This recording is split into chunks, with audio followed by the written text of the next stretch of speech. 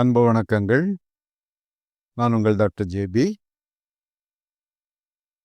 இந்த வீடியோவில் மனோமய கோஷம் பற்றி மேலும் சில தகவல்களை பார்க்கலாம்.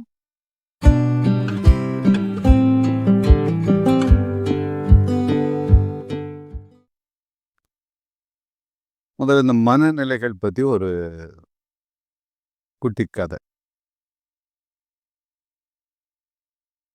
ஒரு ஷிப்பு போயிட்டுருக்கு, ஒரு கப்பல். திடீர்னு ஒரு புயல் வந்து இது உடஞ்சி போயிடுது. ஒரு 3 பேர் மட்டும் எப்படியோ தப்பி பிழைச்சி கரை ஒதுங்குறாங்க. ஒரு தீவில் போய் ஒதுங்குறாங்க.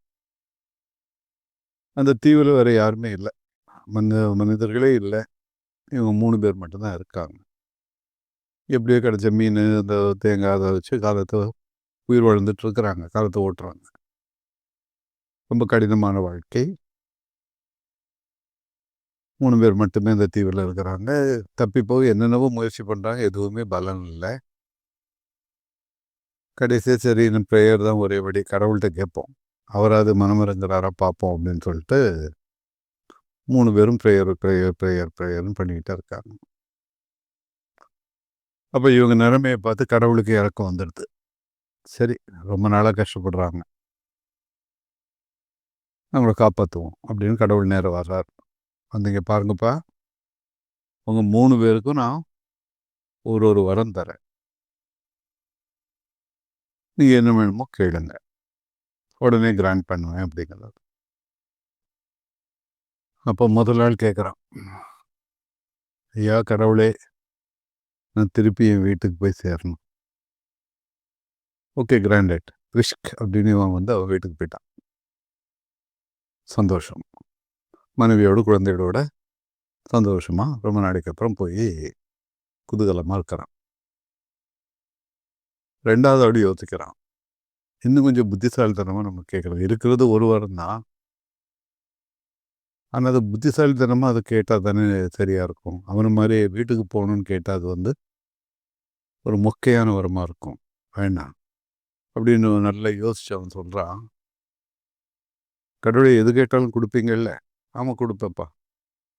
சரி, இந்த உலகத்திலேயே பெரிய பணக்காரனா நான் என் வீடு போய் சேரணும். ஒரு கல்ல 2 மாங்காய் அடிக்கிறான். இந்த உலகத்திலேயே பெரிய பணக்காரனா நான் வீடு போய் சேரணும்.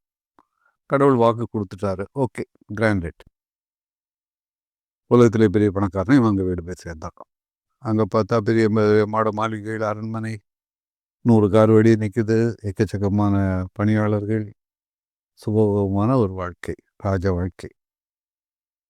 அவன் சந்தோஷத்துக்கு அளவே இல்லை. இப்போ இவங்க 2 பேரையும் அந்த 3வது ஆள் பார்த்துக்கிட்டே இருக்கிறான். இவனுக்கு வயிற்றுச்சல் வருது. அவன் என்னடா நான் வீட்டுக்கு போகணும், வீட்டுக்கு போயிட்டான், சந்தோஷமாக இருப்பான். இப்போ இவன் இன்னும் புத்திசாலித்தனமாக உலகத்திலேயே பெரிய பணக்காரனாக போகணுன்னு கேட்டு அவனும் போயிட்டான்.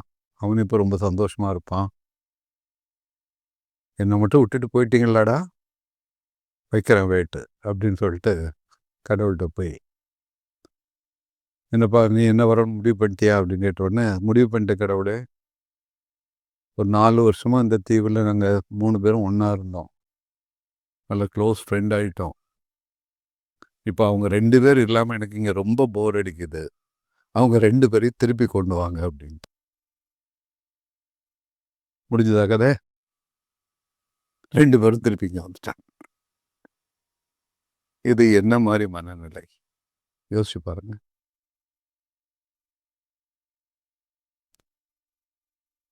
ஸோ அடுத்தவன் வாழ்க்கையை கெடுப்பதற்குன்னே ரூம் போட்டு யோசிக்கிற பேர்வழிகள் நம்ம ஊரில் நிறைய இருக்குங்க.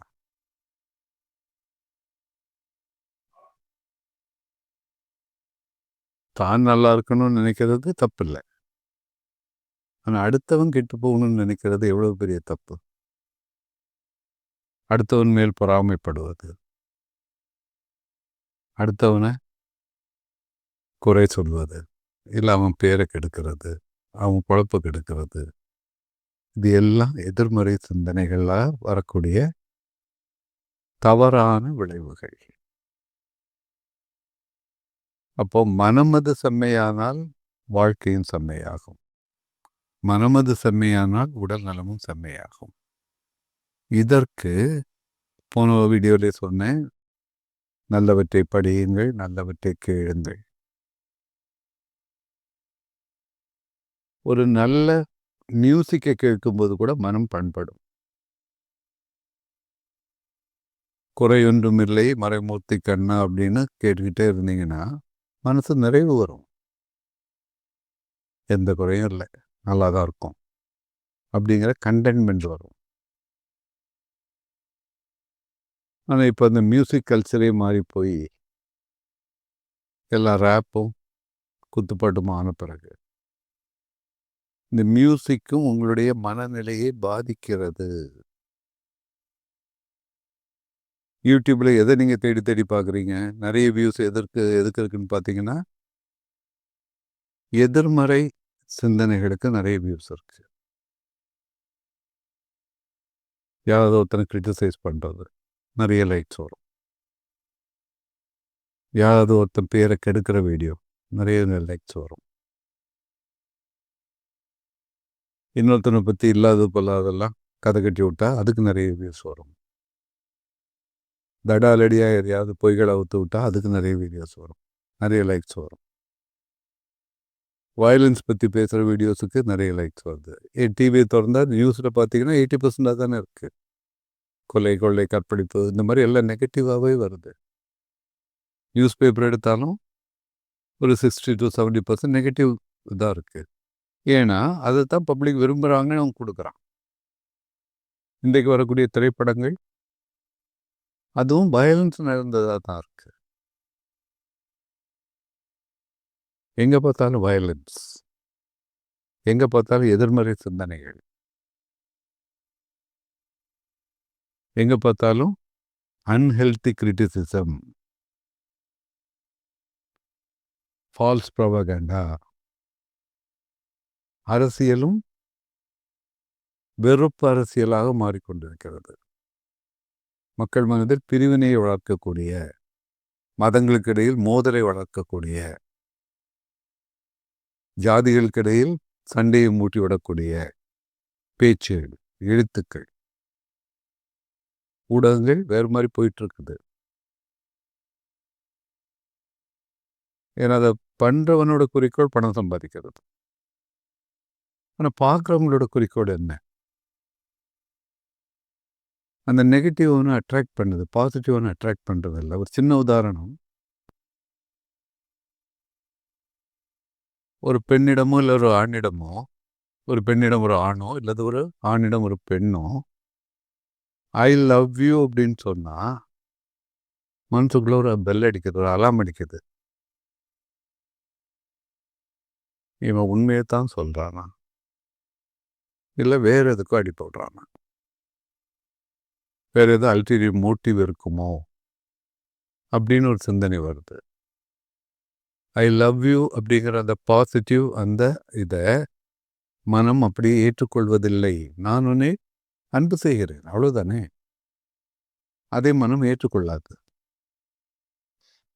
இது ஐ ஹேட் யூன்னு சொல்லி பாருங்க, நான் உன்னை வெறுக்கிறேன், ஐ ஹேட் யூ ஸோ மச் அப்படின்னு உடனே ரெஸ்பான்ஸ் வரும். அங்கே டவுட்டே கிடையாது. ஐ ஹேட் யூ அப்படின்னா மனசு உடனே அக்செப்ட் பண்ண, நீ என்னை வெறுக்கிறியா, நான் உன்னை 1000 மடங்கு வெறுக்கிறேன். உடனே மனம் கொதிக்குது, அதை அக்செப்ட் பண்ணுது. அப்போது நெகட்டிவை மனம் உடனே ஏற்றுக்கொள்ளும், பாசிட்டிவை ஆராய்ந்து பார்க்கும், ஏற்றுக்கொள்ளாது, உடனே ஏற்றுக்காது. இது ஹியூமன் சைக்காலஜி. அப்போது உங்களுடைய மனம் செம்மையாக வேண்டும் என்றால் இந்த நெகட்டிவ் இதிலிருந்தெல்லாம் நீங்கள் விலகணும். சுற்றி நெகட்டிவ் இருக்கு, எல்லா ஊடகங்களும் நெகட்டிவால் நிரம்பி இருக்கு.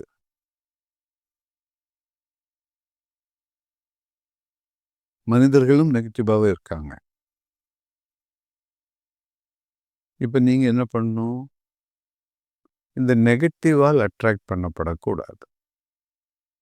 எங்கே பாசிட்டிவ் இருக்குது அதை எடுத்துக்கோங்க.